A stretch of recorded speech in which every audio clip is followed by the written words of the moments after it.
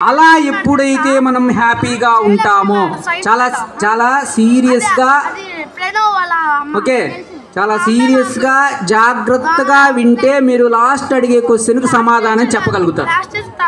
జాగ్రత్తగా వినాలి, లాస్ట్ అడిగే క్వశ్చన్కి సమాధానం చెప్పాలి. లాస్ట్ ఇప్పుడంతా చెప్తున్నాం, మీరు చెప్తున్నారు, బాగా చెప్తున్నారు, మీరు సైంటిస్టులు కాబట్టి ఆ విషయం కనుక్కుంటారని నేను అడుగుతున్నా. సైంటిస్టులు అంటే బయట వస్తువులకు ఎక్స్పెరిమెంట్స్ లేకపోతే కెమికల్స్ అవి చేసేవాళ్ళే కాదు, మనసులో జరిగే విషయాన్ని కూడా కనుక్కుండేవాడు సైంటిస్ట్, చాలా సూక్ష్మమైన సైంటిస్ట్. మీరు ఆ రకానికి చెందినవాళ్ళు. ఇప్పుడు ఒకటి అడుగుతున్నా, మీరు చెప్పాలి. అది ఏంటయ్యా అంటే నాది, వాళ్ళది, ఇతరులది, మాకు బాగలేదు, మొన్న చూసాలే, నిన్న చూసాలే, అంతా నాకు తెలుసులే అనేటువంటి ఆలోచనలు రానంత వరకు మనం ఫ్రెష్గా ఉంటాం. అర్థమైందా? ఆనందంగా ఉంటాం. ఆ ఆలోచనలు పెద్దవాళ్ళకు ఉంటాయి. అర్థమైందా?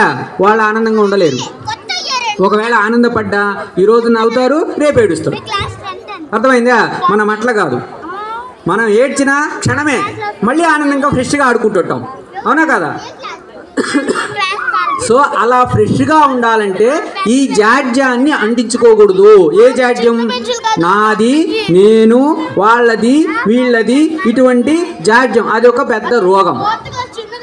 అదే మీరు విఘ్న వినాయకుని స్వామి యొక్క మంత్రాలు చెప్తున్నారు.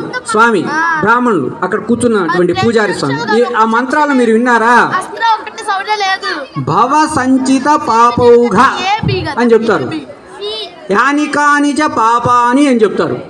చెప్పరా? ప్రదక్షిణం చేసేటప్పుడు మంత్రం చెప్తుందా? ఈ పాపాలన్నీ పోవడానికి మేము ప్రదక్షిణం చేస్తూ ఉండాలి.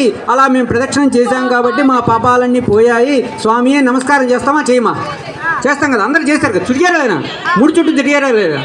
అలా చుట్టూ తిరగడంలో ఒక విశేషం ఉంది. అదొక టెక్నిక్. ఏం టెక్నిక్ అంటే ఇలా నేను చుట్టూ తిరుగుతున్నాను, ఇలా చుట్టూ తిరిగేటప్పుడు నేను అంతా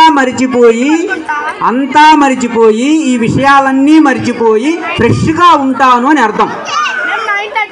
అర్థమైందా?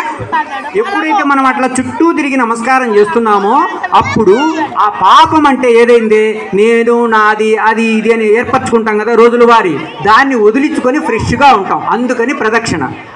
ఆ ఫ్రెష్గా ఉన్నప్పుడు లోపల ఉండేదే భగవంతుడు, అదే వినాయక స్వామి, అదే దేవుడు.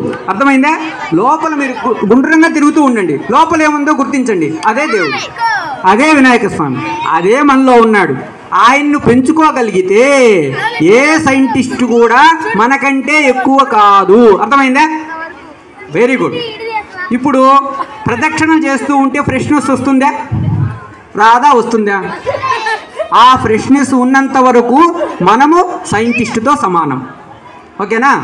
అర్థమైంది? ఏమర్థమైంది చెప్పు?